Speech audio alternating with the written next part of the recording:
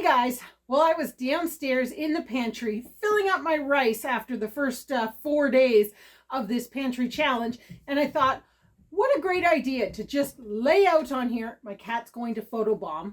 What are you doing? Anyways, I figured, what better way to show you what we actually took out of the pantry than to actually show you? So here in front of me is everything that we took out of the pantry this past 4 days. And obviously, when it comes to things like the oats or the sunflower seeds or even the rice, we didn't actually use the whole bags, but we started new bags or had to refill because we'd emptied. It's the same thing with the cocoa. We obviously haven't used a whole thing, but it gives you an idea of just how quickly things can disappear out of the pantry. Gotta get creative when you're filming. So today is pretty much all about leftovers. We had that yogurt for breakfast, and with the fruit, using up leftovers that need to be used up from the Christmas time. And now we're going to have the leftover curry from last night for lunch, and we're going to finish that turkey barley soup for dinner. So really, we're quite uneventful for the 5th day of the pantry challenge. So that is the excitement for today. Hopefully tomorrow we will be a little bit more adventurous, but stay tuned and we'll see what we can get up to. Super excited about this. This dairy is about 30 minutes from our place. So we went for the first time, got our whole milk, and we even splurged on a little chocolate milk because, like I say, first time there and we wanted to try. So in total, we've spent $23 on dairy products. And as a bonus, I don't know if anybody's heard of these or used them, but I always got this thing on my Facebook about these. So they had them. I decided I would try them. Look at the layer of cream in the top of this milk. I almost wonder if I should scoop it out. Dutch baby pancakes out of the oven. They didn't rise as much as normal, but we did make these completely with sorghum flour, which I think might be influencing that a little bit. But that's okay, because that's our choice. All cut up here. We've got butter and apple syrup, homemade apple syrup on there. Wow, we've just come in from doing some chores and settling in our new arrivals on the farm. And it's soup time because it's cold today. This has got to be our coldest day so far this winter. And believe me, it's been a pretty mild winter. So that's not saying a lot, but I think I've gotten spoiled with the weather. And so this -5, which isn't even that cold, is hitting hard. I shouldn't be complaining because I know there's people with a lot worse. But anyways, so for lunch, we have opened 2 jars of our summer's best vegetable soup. That's another one that hopefully I've got what I need in the freezer to make some more, because we're down to, I think, only 4 jars left. And when we're going through 2 jars in a meal, it doesn't take long for all those jars to disappear. So definitely stay tuned in the future weeks here, because I think we're going to still be canning right along with eating. With my sister out of the house, it means we're going to be living it up for a bit. So using my recipe book, we're making the pizza again. There's going to be another recipe coming up that's going to go with this. All right, so James has separated out 1/4 of the dough that he's made to make these pizza twirls, is what they're called, out of his book. So he needs to get this into an 8 by 12 rectangle. So now that he's got it rolled out into that rectangle, he's brushing it with some garlic butter. And now James is putting on the sauce. This is homemade sauce that James made the last time we did this. There we go. He's got his 1/2 cup of cheese. And he's going to sprinkle that all over. We're going to put a little bit of cheddar on here too, just on those spots that didn't get enough cheese. So now James needs to roll this as tight as he can without pushing out all the toppings. Kind of like making cinnamon buns, to be honest, except for they're pizza buns. He's doing a great job. And now we just need to cut it up and get it on the cookie sheet. James has just finished making up his pizza swirls. We're not putting them in the oven yet because first we need to make the pizza crust for our non-carb, I want to call it, or less carb pizzas. So we are trying out our squash flour. This is the first time we're going to be trying to make a pizza crust with squash flour. Now this pizza crust is kind of sort of like a coconut flour pizza crust. Basically, it's eggs, cheese, oil, and the squash flour. And you pour it into the pan, you cook it off, and then you put your toppings on after it's had a chance to cook in the oven. So our oven is preheated.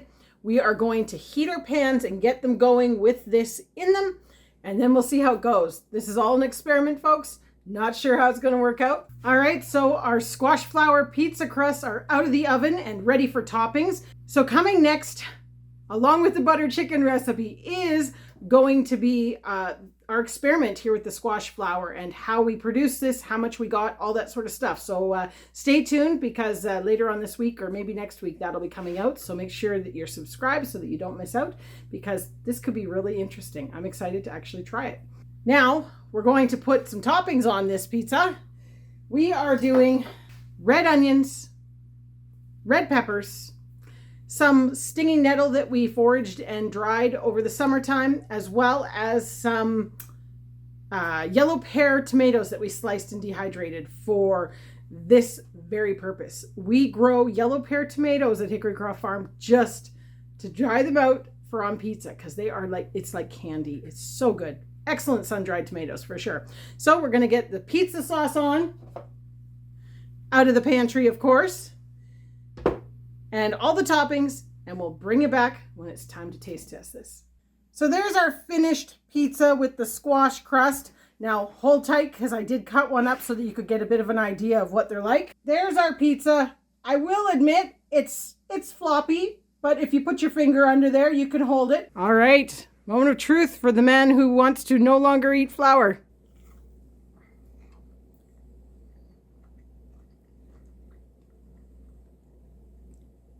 I don't know how to describe it. It doesn't taste like squash. It doesn't taste like bread, but it does taste very good. And with these yummy, tasty pizza swirls that James made, he's also made us a dipping sauce that has a little bit of kick to it. Next recipe that's up out of the book: strawberry shakes. Oh boy. Jamesy is treating us to wonderful strawberry shakes. And there we have everybody's chosen poison. The moment of truth is going to come in a second when we taste test these beauties. That's good. I think that speaks for itself. It is breakfast on day 7, final day of week 1 of the Three Rivers Challenge. It's early, at least it feels early to me. We're still in holiday mode, and I know it'll take a little while, but Monday is the start of school again, so that will make a difference in our routine. But today we are going to be having home fries with our lamb sausage patties and a little bit of it's kind of like an omelet. The kids don't like fried eggs, so we tend to put, we always scramble them with some onions and peppers and spices and things like that. So I guess it's an omelet, but that is the plan for today's breakfast. As I'm busy cutting potatoes for our home fries, it occurred to me, I should have a quick little conversation about the fact that up till this year, I absolutely hated little potatoes like this. Yes, they're fantastic. You can leave the skins on, you just chop them up, they work great. But I hated cleaning them. I hated getting the dirt off of our homegrown potatoes. And I hated when you bit into your omelet and you got a bit of dirt. And I know we have to eat a peck of dirt before we die, or whatever the saying is.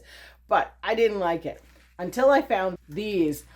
Honestly, these little scrubbies, let's see if I can get it here. These little scrubbies are so amazing for cleaning your potatoes. I know they're not what it's for. They're a dish scrubby, and they don't last forever, but you can get these just about anywhere now. We picked these up at Canadian Tire just the other day when we were shopping after Christmas, and always keep a good stash of these in the cupboard because they work great not only for cleaning, but also for cleaning your vegetables. So the home fries, basically just like French fries, but as you can see, we're using a mixture of our red skin potatoes and our wonderful all blue potatoes. Yes, they do look purple at the moment, but once they get cooked up, they end up looking a little bit more blue. If you're interested in learning a little bit more about what we grow and why we grow it, definitely check out our Hickory Croft Farm channel. The link is in the description below.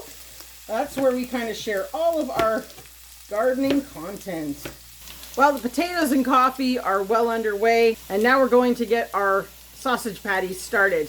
Now, you saw us make these in one of our freezer challenge videos. We packaged them in groups of 8. Alex had a sleepover last night, so we're actually only going to use 6 of these today and save the other 2 because this week I'm actually on my own coming up here for a couple days. So this will work perfect having these extra 2 for me for breakfast at some point. Oh boy, the sound effects. Things sizzling, things perking. It's a loud morning here on the homestead. But what I wanted to talk about here quickly was the eggs. We are transitioning over to silky eggs. And as you can see here, we have October 9th. I had to go get this pack from downstairs in the fridge today. Now, one thing I'm going to say, we do find the silky eggs don't keep as long as large chicken eggs, but the trick I use to kind of not have to worry about that is always crack them in another container. And that way you're not cracking them right into all the good eggs that you just put in. But so far this pack has been perfectly fine 3 months in. So there you can sort of see, basically for the 3 of us for breakfast today, I'm doing 7 silky eggs. That'll make a perfect omelet for us. Well guys, it's the last supper of the first week of the Pantry Challenge, of course. And today, I don't remember what that saying is. While the boss is away, the children will play, or whatever. I can't remember what the saying is exactly. I'm horrible with things like that. But Chris is away for work. He left earlier today and he's gone for a few days. So I'm going to be by myself on the homestead because I don't even have the kids. Long story short, we're having spaghetti. In case you haven't figured it out up till this point, Chris is the one in the family that is quite suffering from gluten. Well, we're not really sure, but he definitely seems to have an intolerance to carbs. It really does bother his joints. He gets terrible inflammation, that sort of thing. So we try and avoid them the best possible we can. But when he's away, we're having a treat because spaghetti happens to be one of Alex and my favorite meals. So tonight we have taken out 4 jars of stuff from the pantry plus a pound of ground lamb, and we're going to put together a yummy spaghetti supper. So basically what we're going to add to this, onion and garlic, of course, because that's what we always do. And then we have an August stew, which you've seen come up many times, an Italian zucchini stew, a marinara sauce, and a garlic pasta sauce. And really, I'm only using these up because I'm trying to get through the 2022 stuff. So, yeah, as you can see, that Italian zucchini stew is actually 2021. So these need to get used up anyways. But again, this shows you how many jars you can go through in just one meal, never mind 6 months. That is something that I found really interesting. You saw me do it at the beginning of this video. I kind of recapped everything I used from day 1 to 4 out of the pantry. And I'm going to stick with that at the beginning of each video, recapping what I used in the previous video out of the pantry, because it's mostly for my own records. I'm really curious as to seeing how we stack up, you know, how much is in there, how we're holding up, what we need to add, what we need more of. And this is a great way for me for record keeping because, as most of you know, I am an extremely unorganized person and tend to just kind of go with whatever I grab off the shelf. So hopefully we can stick with this and keep track and know a bit better what we need to be putting away in 2024. So our meat is all fried up with our onions and garlic and all that goodness. I don't really put a whole lot of other spices in because my pasta sauce has quite a bit of spices in it anyways. But I am throwing in a little bit of frozen corn. I can't help it. I like corn in so many things. And unfortunately, we have absolutely no luck growing sweet corn here on the farm. So what we're going to be throwing in here is our August stew. In this stew, you have, let me just see what I've got here. Peas, beans, onions, carrots, potatoes, not too many potatoes, but it's got a tomato base. Really, it's kind of everything you can get out of the garden in August, all bunged into a jar. It's such a perfect thing for mixing in. It's also got yellow summer squash. You could do zucchini if that is what you had. And then our Italian zucchini stew. So basically, again, in that one, you have zucchini, tomatoes, onions, beans, kind of a good little mixture of stuff. So this growing season, I will make sure I do both of these as recipe videos because they are go-tos for us. We go through 50 jars of these a year at least. So definitely something I should share. And here we are, all plated up, spaghetti filled with all sorts of good stuff out of jars in that sauce. And we're having it with unbelievable fresh chocolate milk from the Limestone Creamery. I have to admit, I have never had chocolate milk like this. It is amazing. It's going to go down awfully quick, and we're going to need more. Well, guys, that's a wrap on day 5, 6, and 7 of the Pantry Challenge for 2024. I can't say enough how much I appreciate all the support that Pantry Living has received from all of you, all the comments, everything. It's so wonderful. So I can't wait to share with you what we get up to next week.